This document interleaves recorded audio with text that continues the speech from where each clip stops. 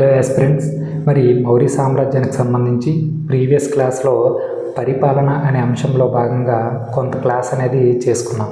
మరి ఈరోజు దానికి కంటిన్యూషన్గా పరిపాలనకు సంబంధించిన మిగతా విషయాలను పూర్తి చేసుకునే ప్రయత్నం చేద్దాం. మరి నెక్స్ట్ ఏంటి అంటే పరిపాలనలో భాగంగా శాంతి భద్రతలు. అసలు ఏంటి సార్ ఈ శాంతి భద్రతలు అంటే, సాధారణంగా ఒక ప్రదేశంలో ఎలాంటి ఇబ్బందికర పరిస్థితులు కానీ, లేదంటే అక్కడ శాంతి వాతావరణాన్ని డిస్టర్బ్ చేసే పరిస్థితులు కానీ, లేదంటే ప్రజల యొక్క సంతోషానికి అలాగే ఆహ్లాదకర వాతావరణానికి ఇబ్బంది కలిగించే విషయాలు కానీ, లేదంటే రాజ్యానికి ఇబ్బంది తెచ్చిపెట్టే విషయాలు కానీ, వీటన్నింటినీ కూడా కంట్రోల్ చేయడము, అలాగే వాటిని పైకి అంటే రైజ్ అవ్వకుండా కంట్రోల్ చేసే విధానాన్ని మనం ఏమంటామంటే శాంతి భద్రతలు నెలకొల్పడం అని చెప్పేసి పిలుస్తామండి. మరి ఈ శాంతి భద్రతలు అనే భాగంలో మనకి మౌర్య సామ్రాజ్యానికి సంబంధించి కొన్ని అంశాలు అనేవి ఇవ్వబడ్డాయి. మరి ఏంటండి అంశాలు?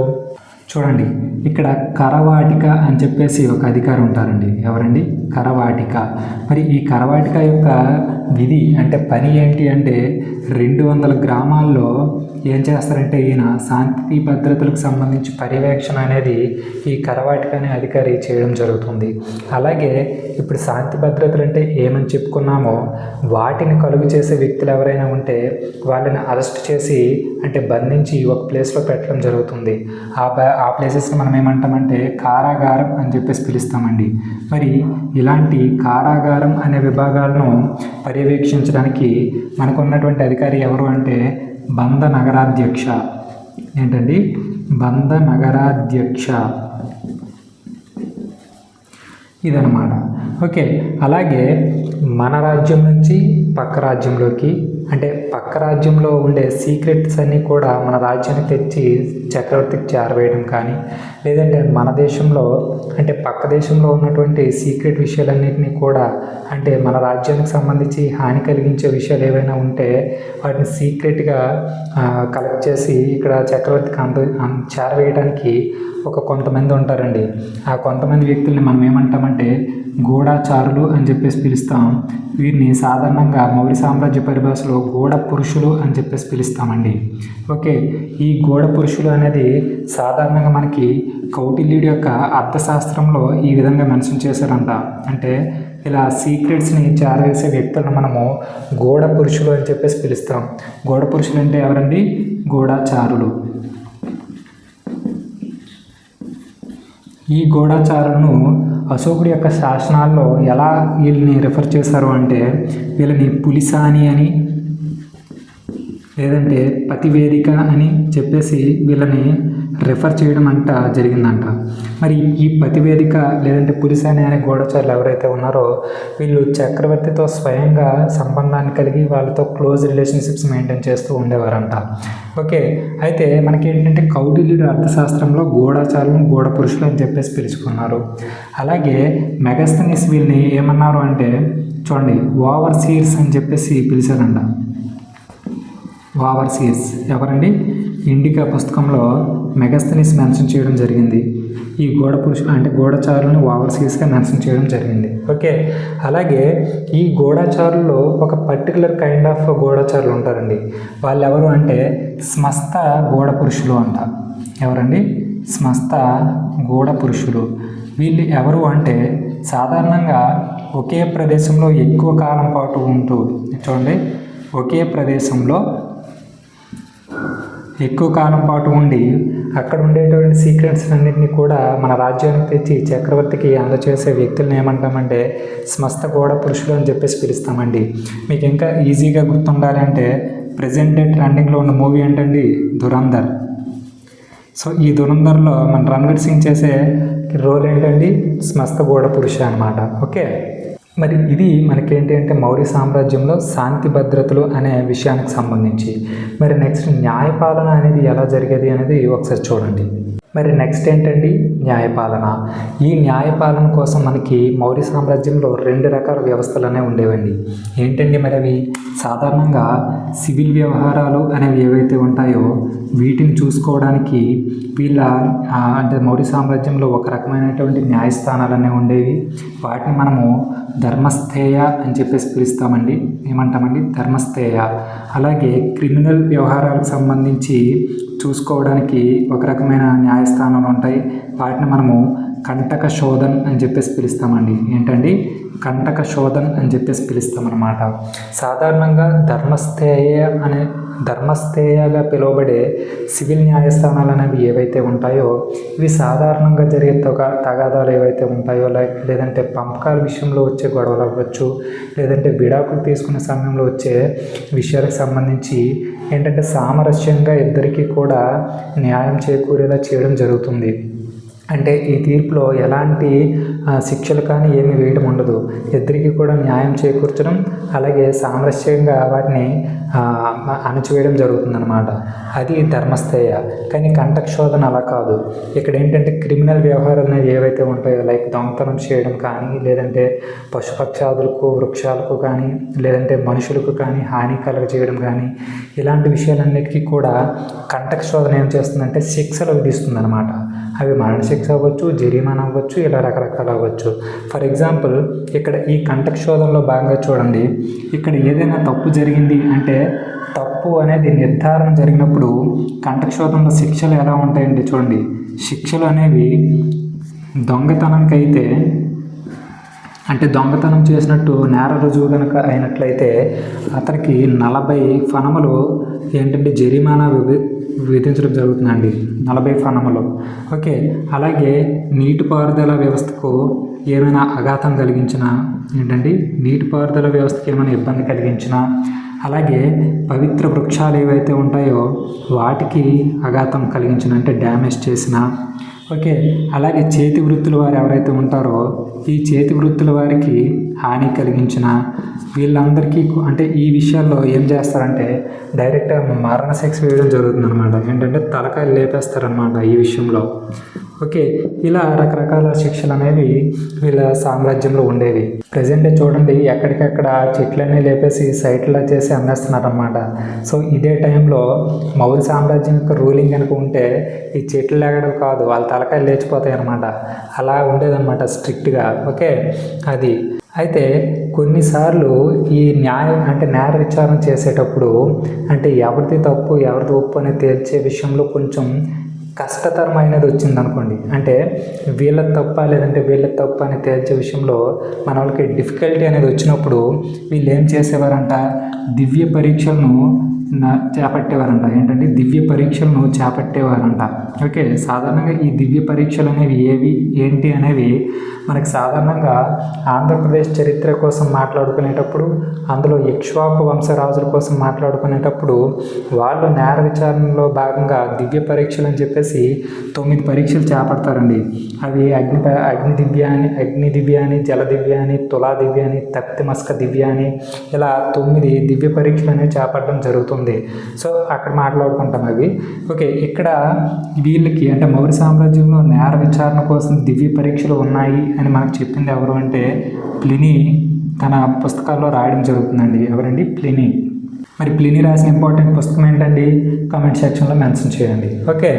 మరి తర్వాత ఇంకా ఏం జరుగుతుందంటే వీళ్ళ న్యాయపాలనలో భాగంగా ఒక సివిల్ కోర్టులు లేదంటే క్రిమినల్ కోర్టులు ఈ 2 మాత్రమే కాకుండా విదేశీయులను విచారించడం కోసం ప్రత్యేక న్యాయస్థానాలు అనేవి ఏర్పాటు చేసేవారంటండి. ఏంటండి? విదేశీయుల కోసం ప్రత్యేక కోర్టులు అనేవి ఏర్పాటు చేయబడ్డాయంట. ఓకే. అలాగే ఈ న్యాయపాలన చేసే న్యాయాధికారులు లేదంటే న్యాయాధీశులు లేదంటే న్యాయవర్తులు ఎవరైతే ఉంటారో వాళ్ళ కోసం అశోకుడు ఏం స్టేట్మెంట్ ఇచ్చారు అంటే ఈ న్యాయమూర్తులు ఎవరైతే ఉంటారో వీళ్ళకి అలసట అనేది ఉండకూడదు, అలాగే అసహనం అనేది ఉండకూడదు, అలాగే వీళ్ళు నిష్పక్షపాతంగా ఉండాలన్నమాట. ఏంటండి? నిష్పక్షపాతి అయి ఉండాలి, అసహనం ఉండకూడదు, అలసట ఉండకూడదు. సో ఈ విషయాలన్నీ ఫాలో అవ్వాలి అని చెప్పేసి మనకి అశోకుడు తన శాసనాల ద్వారా మనకి తెలియచేయడం జరుగుతుంది. ఓకే. అయితే ఈ న్యాయపాలనలో భాగంగా కొంతమంది అధికారులు ఉంటారండి. వాళ్ళ కోసం చూడండి ఇక్కడ రాస్తున్నాను. అంటే ఈ న్యాయపాలనలో భాగంగా ఉండే అధికారులు అనేవారు ఒక్కొక్క ప్రాంతానికి సంబంధించి న్యాయపరమైన వ్యవహారాలను చూసుకుంటారన్నమాట. ఫర్ ఎగ్జాంపుల్ రాజధాని భాగంలో అంటే రాజధాని ప్రాంతంలో ఈ న్యాయపాలన వ్యవహారం చూసుకునేది ఎవరు అంటే ధర్మమాధికారం. ఎవరండి? ధర్మమాధికారం ఈయనమాట. ఓకే, అలాగే మనకి ఇంకా ఒక ప్రాదేశిక అని చెప్పేసి ఒక ప్రాంతం ఉంటుందండి. ఏంటండి? ప్రాదేశిక అని చెప్పేసి ఒక రీజియన్ ఉంటుంది. సో ఈ రీజియన్లో న్యాయపరమైనటువంటి వ్యవహారాలు చూసుకునే వ్యక్తి ఎవరు అంటే అమాత్య అనమాట. ఎవరండి? అమాత్య. సాధారణంగా ఈ ప్రాదేశిక అనేది ఎంత రీజియన్ అంటే ఈ ప్రాదేశికలో మనకి 800 గ్రామాలు అనేవి ఉండడం జరుగుతాయండి. ఇలా 800 గ్రామాల కలయికతో ఉన్నటువంటి ప్రాంతాన్ని మనం ప్రాదేశిక అంటామని, ఈ ప్రాదేశికలో న్యాయపాలన కోసం చేపట్టే న్యాయపాలన వ్యవహారం చూసుకునే వ్యక్తిని అమాత్య అంటామని చెప్పేసి మనం చెప్పడం జరుగుతుంది. అలాగే జిల్లా స్థాయిలో ఏంటండి? జిల్లా స్థాయిలో న్యాయపరమైనటువంటి వ్యవహారాలు చూసుకునే వ్యక్తిని ప్రదేశ్రిత అని చెప్పేసి పిలుస్తారండి. ఏమంటారండి? ప్రదేశ్రిత అని చెప్పేసి పిలుస్తారు.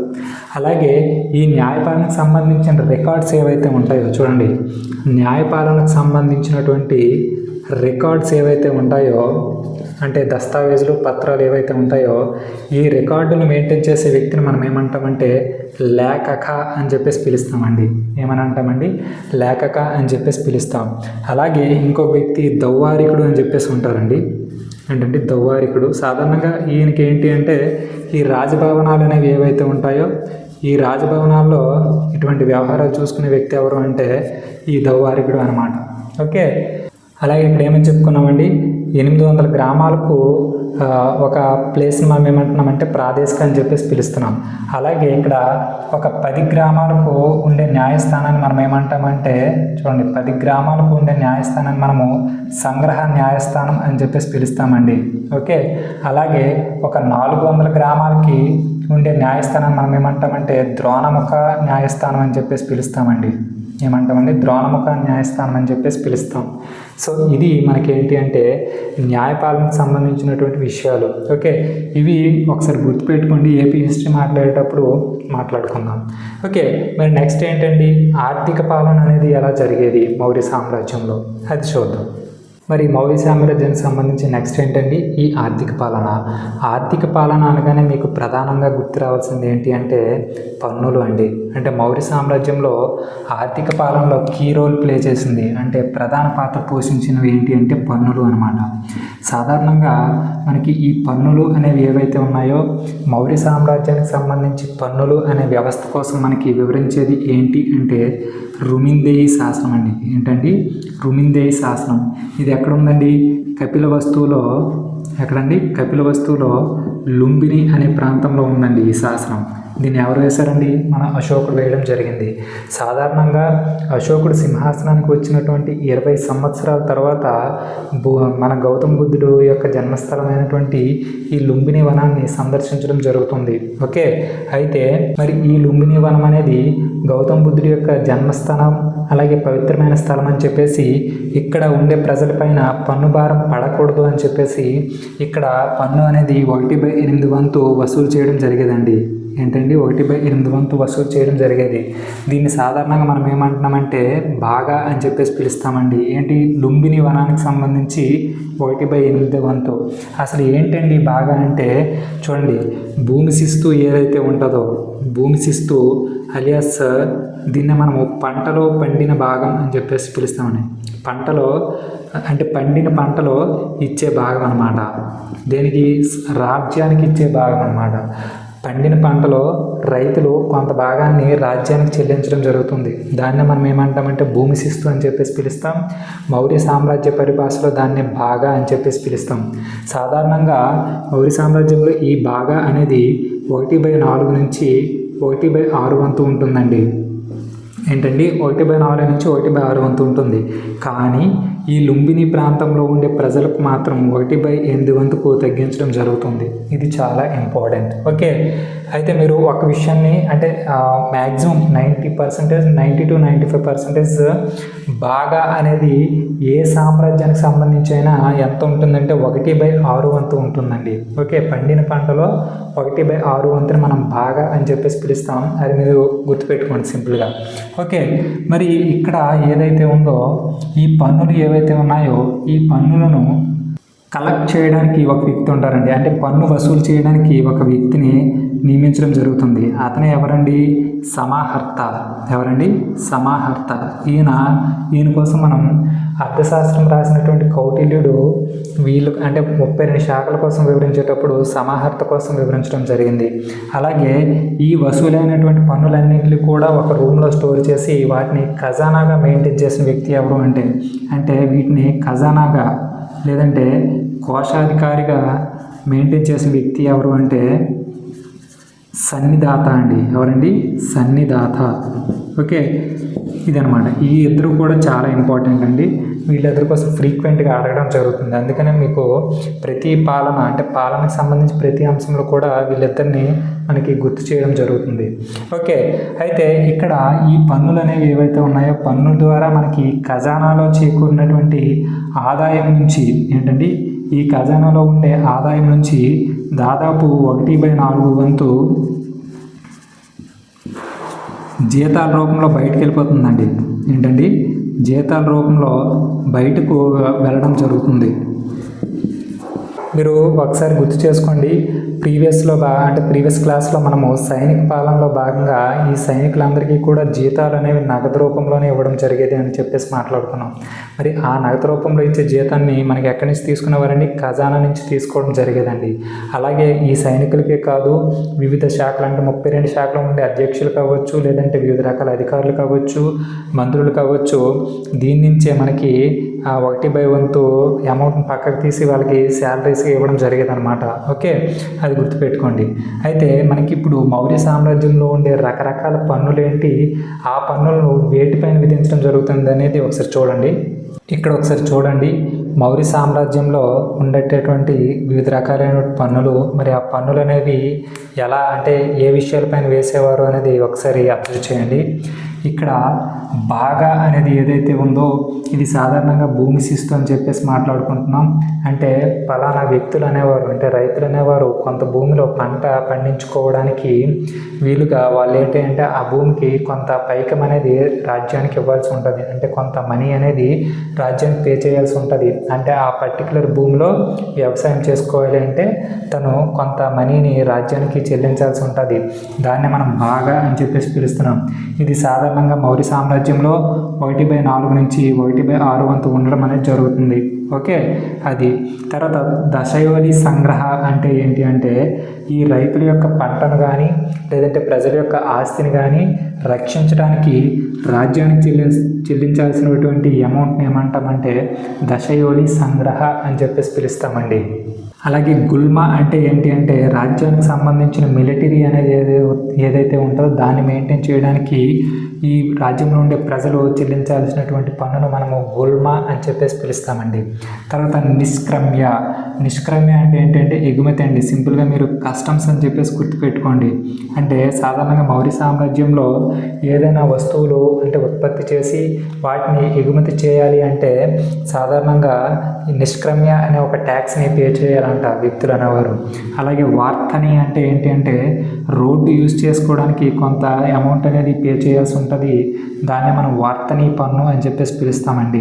అలాగే ప్రతీకార పన్ను అంటే చూడండి, సాధారణంగా ఇక్కడ చిన్న కన్ఫ్యూజింగ్ పాయింట్ అనేది ఉంది. సో అది మీకు డీప్గా పీడిఎఫ్లో ఇవ్వడం జరుగుతుంది.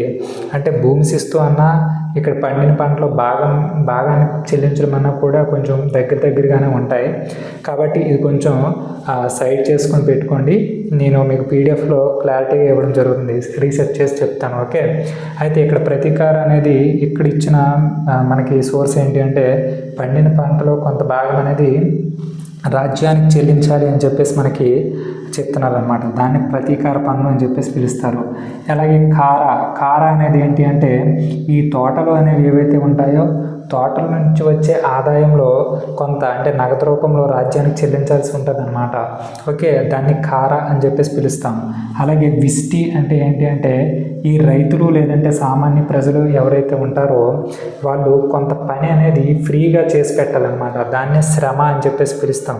అంటే వాళ్ళ యొక్క కష్టాన్ని ఈ సామ్రాజ్యానికి సంబంధించి కొంచెం ఉచితంగా వీళ్ళు సమర్పించాలన్నమాట.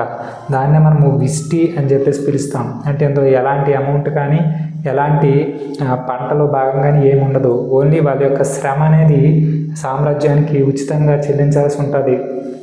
దాన్నే మనం విస్టి అని చెప్పేసి పిలుస్తున్నాం. అలాగే నెక్స్ట్ ఏంటంటే హిరణ్య అంటే ఏంటి అంటే అటవీ ఫలాలు ఏవైతే ఉంటాయో అంటే అడవులు యూజ్ చేసుకొని అడవుల నుంచి వచ్చే ఉత్పత్తులను పొందుతారు కదా, వాటిలో కొంత నగదు రూపంలో రాజ్యానికి చెల్లించాల్సి ఉంటుంది. అదే హిరణ్య. అలాగే పిండాకర అంటే ఏంటి అంటే కొన్ని గ్రామాలన్నింటికీ కూడా కలిపి ఒక కామన్గా ఒక ట్యాక్స్ వేయడం జరుగుతుంది. సో ఆ గ్రామాలన్నీ కలిపి ఆ ట్యాక్స్ని కలెక్ట్ చేసి ఈ సమహర్త ఎవరైతే ఉంటారో వాళ్ళకి అప్పచెప్పేయాలన్నమాట.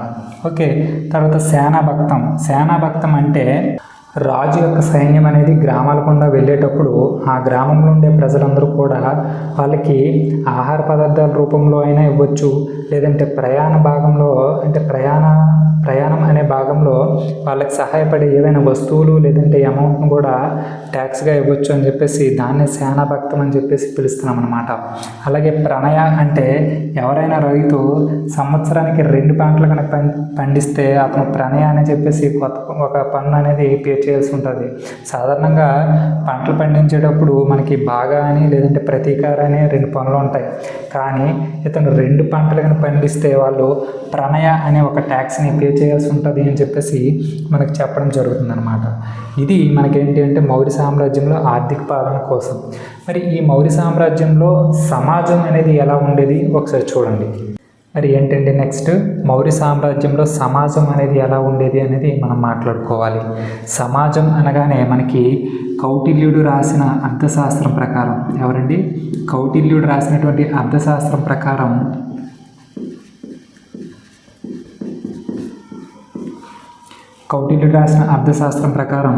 ఈ సమాజంలో చాతుర్వర్ణ వ్యవస్థ అనేది గుర్తించబడిందంటండి. ఏంటండి? చాతుర్వర్ణ వ్యవస్థ అనేది గుర్తించబడింది. ఏంటండి ఈ చాతుర్వర్ణ వ్యవస్థ అంటే ఆల్రెడీ మీకు స్టార్టింగ్లో అంటే మన హిస్టరీ స్టార్ట్ చేసుకునే స్టార్టింగ్లో వేద నాగరికతలో భాగంగా ఈ ఋగ్వేదం అనేది ఏదైతే ఉందో అందులో 10వ మండలంలో పురుష సూక్తంలో చాతుర్వర్ణ వ్యవస్థ కోసం మెన్షన్ చేయబడి ఉంది అని చెప్పేసి మాట్లాడుకున్నాను. ఒకసారి రివైజ్ చేసుకోండి. ఓకే, అయితే ఈ చాతుర్వర్ణ వ్యవస్థలో భాగంగా ఈ బ్రహ్మ యొక్క శరీర భాగం నుంచి 4 రకాల వర్ణాలు పుడతాయని, అవి తల నుంచి, భుజాల నుంచి, తొడల నుంచి, అలాగే పాదాల నుంచి పుడతాయని చెప్పేసి మనకు చెప్పుకున్నాం. ఈ 4 వర్ణాలు ఏంటి అంటే బ్రాహ్మణులు, అలాగే క్షత్రియులు, అలాగే వైశ్యులు, అలాగే శూద్రులు. ఇలా 4 రకాల వర్ణాలు అనేవి ఉండేవి అని చెప్పేసి మనకి అర్థశాస్త్రం ప్రకారం మనకు తెలుస్తుందండి. ఇందులో అంటే ఈ సమాజంలో బ్రాహ్మణులకు అలాగే క్షత్రియులకు కొంచెం ఇంపార్టెన్స్ అంటే ప్రాముఖ్యత అనేది ఎక్కువగా ఉండేది. వీళ్ళ తర్వాత వైశ్యులకి ఉండేదన్నమాట ప్రాముఖ్యత అనేది. ఓకే, అయితే అలాగే కౌటిల్యుడు ఏం చెప్తున్నాడంటే ఈ సమాజంలో 15 రకాల హీనజాతులు అనేవి ఉన్నాయి అని చెప్పేసి మనకు మెన్షన్ చేశారండి. ఏంటండి? 15 రకాల హీనజాతులు ఉన్నాయంట. అందులో కొన్ని మనం తెలుసుకోవాల్సిన ఇంపార్టెంట్ ఏంటి అంటే నిషాద